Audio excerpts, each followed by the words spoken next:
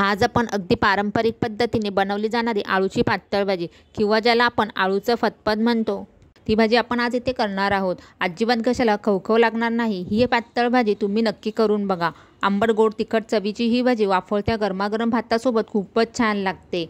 तुम्ही इथे बघू शकता मस्त अशी ही भाजी तयार होते। कोणत्याही प्रकारचं वाटण न टाकता ही भाजी चवीला खूप छान होते। आळूची भाजी करण्यासाठी मी इथे आळूची पातळ भाजी बनवण्यासाठी जी पानं मिळतात तीच पानं मी इथे घेतलेत। वडी बनवण्यासाठी आपण काळ्या रंगाची ज्याचे देठ सुद्धा काळे असतात ती पानं वापरतो, पण भाजीसाठी मात्र आपण ही पानं वापरायची। ही जी पानं पावसाळ्यामध्ये सगळीकडेच मिळतात, त्याचे देठ सुद्धा इथे तुम्ही बघू शकता पांढऱ्या कलरचेच असतात। आता आपण ह्या भाजीमध्ये देठ सुद्धा टाकणार आहोत। देठ कापायच्या आधी त्याची वरची साल आपण अशा पद्धतीने काढून घ्यायची। अशा प्रकारे सगळ्या देठांची वरची साल मी इथे काढून घेतलेली आहेत। आता आपण ही भाजी स्वच्छ धुवून कापून घ्यायची आहे। कापून घेताना अगदी बारीक अशी कापायची आहे। त्याचे देठ सुद्धा आपण इथे कापून घेणार आहोत। तुम्ही इथे बघा मी देठ सुद्धा अगदी बारीक असे कापून घ्यायचे आहेत। आणि आता ही भाजी आपण कुकरमध्ये शिजत घालणार आहोत। त्यासाठी मी इथे ही भाजी कुकरमध्ये काढून घेतली। त्यामध्येच मी भिजवलेली चण्याची डाळ आणि भिजवलेले शेंगदाणे टाकते। भिजवलेले चण्याची डाळ आणि शेंगदाणे तुम्ही तुमच्या आवडीप्रमाणे कमी जास्त करू शकता। त्यामध्ये 2 मिरची आणि 1 इंच आलं टाकताना आपण इथे किसून टाकायचे। चण्याची डाळ आणि शेंगदाणे सुद्धा आपण इथे भिजून टाकायचे, म्हणजे कसं शिजताना ते अगदी मऊसूद असे शिजले जातात।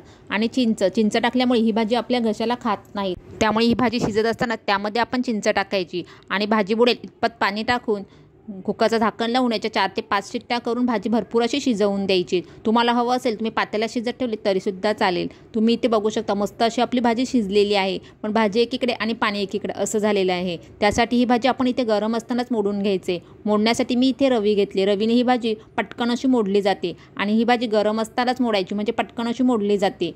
तुम्हाला जर मिक्सरला हवं असेल तर तुम्ही शेंगदाणे बाजूला आणि चण्याची डाळ बाजूला काढून मोडावं लागेल। तुम्ही इथे बघा रवीने ही भाजी मोडल्यामुळे मस्त अशी मोडली गेली आहे आणि असा एकजीव झाली आहे। पाणी आणि भाजी एकीकडे असं नाही झालेलं। आता आपण ह्याला फोडणी देऊन या।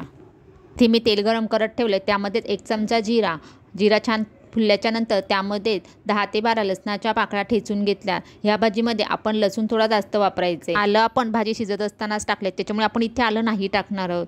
लसणाचा कच्चेपणा निघून गेल्याच्या नंतर त्यामध्ये एक बारीक कापून घेतलेला कांदा टाकायचे। कांदा व्यवस्थित असा मऊ झाल्याच्या नंतर त्यामध्ये आपण काही सुके मसाल्यांमध्ये हळद, हिंग, लाल तिखट, धना हळद आणि चवीपुरता मीठ हवं असेल तुम्ही भाजीमध्ये टाकलात तरीसुद्धा चालेल।